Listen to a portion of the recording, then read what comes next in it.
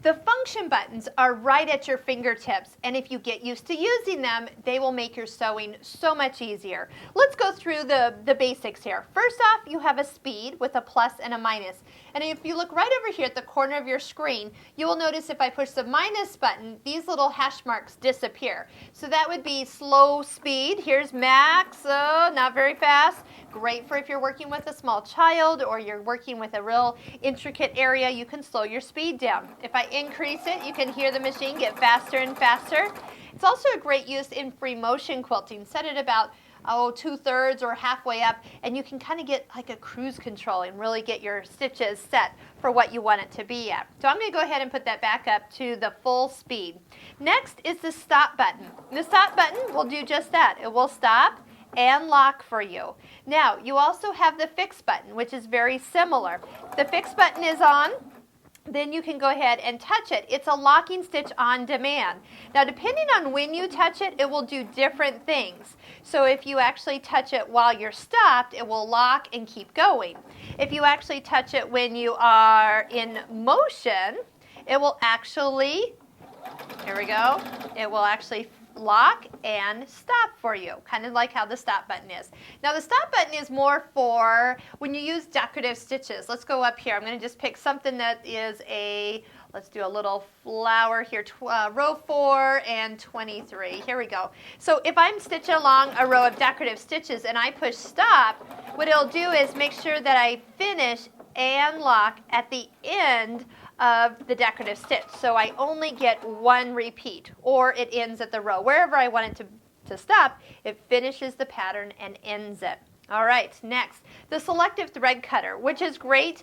Let's go back to a straight stitch here. When you're stitching along, if you just push it, it will lock and cut if you do it with your foot on the foot control, which is really nice. Anytime that you just want it to cut without locking, stop sewing, then push it, and it will lock. So there's a couple different ways, depending if you're in motion when you push it or at a stopped, not sewing position when you push it. Now the start-stop button, this is going to be, well, hold on to your horses here. We're going to push it, and it's going to take off. I am not stepping on my foot control.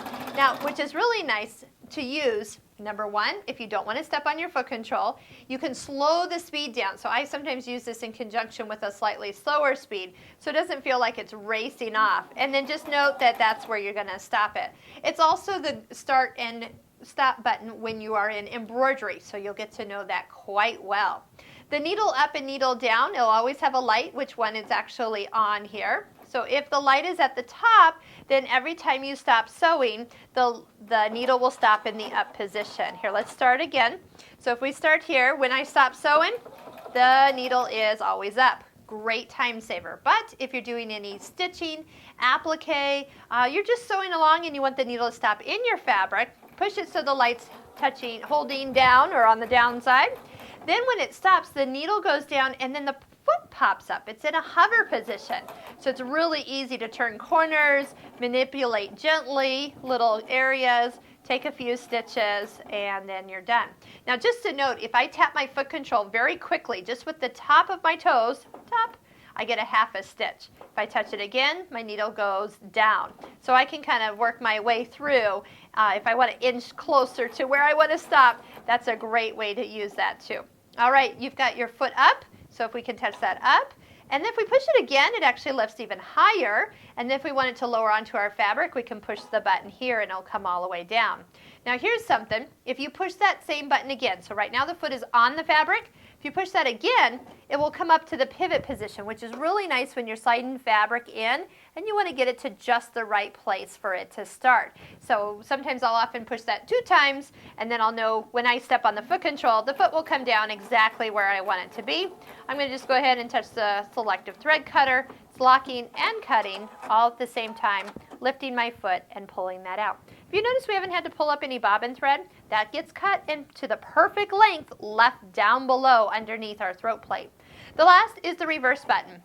If you go ahead and just touch it and hold it while you're sewing, and that means when you release it, it will continue to go forward.